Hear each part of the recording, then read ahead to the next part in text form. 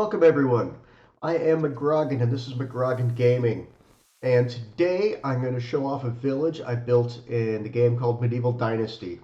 It is a single player co-op's coming in the future. Single player game where you um, kind of become the ruler of a village. We'll just leave it at that. It's short. It's not quite that simple, but that's basically what it is. So you build and populate the village, give people jobs, they make stuff, you have to manage their economy, resources, all that stuff. So let's see, quick overview. Where I chose to build my village is here. I've got quick access to several other villages. So I can run in there really fast if I need to sell something, if I need to recruit someone, if I need to do some missions. The bad thing is it's a ways from Gustovia, so when I need to like pay my taxes or something like that, I've got to run over there. Now that I have a horse, that's not as bad, but it takes a little while. Quick overview of the stats of the village. Population 88 people, 51 of which are workers, 71 buildings, pretty good amount of taxes. People, I mean, 88 people. So you can imagine lots of ages. We've got several pregnant people, lots of jobs. Um, the youngest people are, well, 0.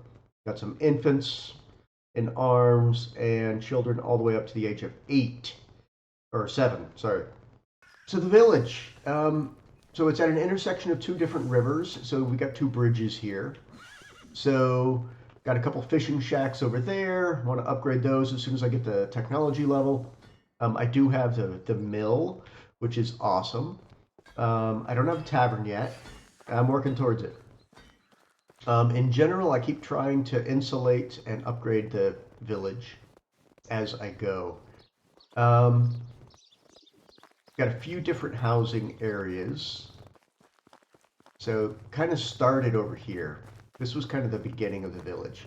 Built a little seating area, a little table, got a flower on it, and a few small houses that, of course, started out just as you know, thatched together and stuff, and they've built up over time where now they're stone, insulated stone, so that's good.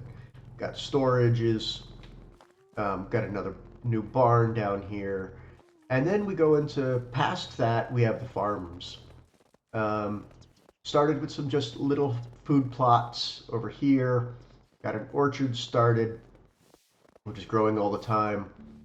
Um, Added the farm shack. I think that's what it's called. Farm shack? Farm shed. Sorry. Farm shed. Um, and then started getting into some larger and larger fields to where I've got a few 10 by 10s. So here I've got some wheat going. It's winter time, so there's not much for the barn workers and farmers to do. Um, and between the farms, between the little farms and the big farms, I've got my animal areas. So I've got, as you can see, I've got sheep and chickens and pigs and horses and cows, and I've got it all. Oh, and bees. I have bees now too. Um, got all that over here. See, as you can tell by the tiny trees, just recently planted out a cherry orchard and expanded a couple of the others, even have some hops going over there. Even though I don't have a tavern yet, we'll get there. Lots of large farm plots. Again, as you can see from the map, yeah, lots of, all these little ones are orchards, all the medium and large ones, that's all farms. Lots of farm plots going on. Houses, I have a group on the side. Here's that little group I told you about in the beginning. Starter houses.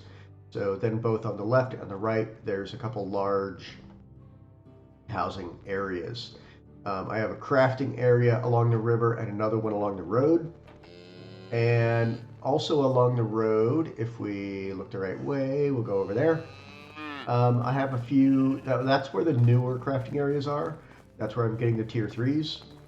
And then also I have some shops. So the shops are generating a ton of income. Got them all staffed.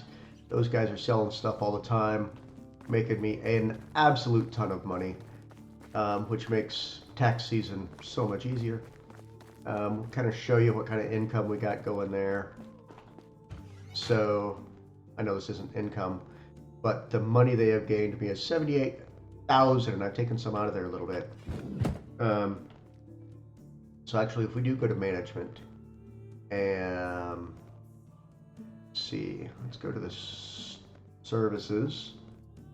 Yeah, see, these guys making me lots of money.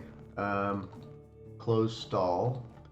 He's selling shirts, capelets, boots, and looks like I'm getting what, like 1,100 a day from him.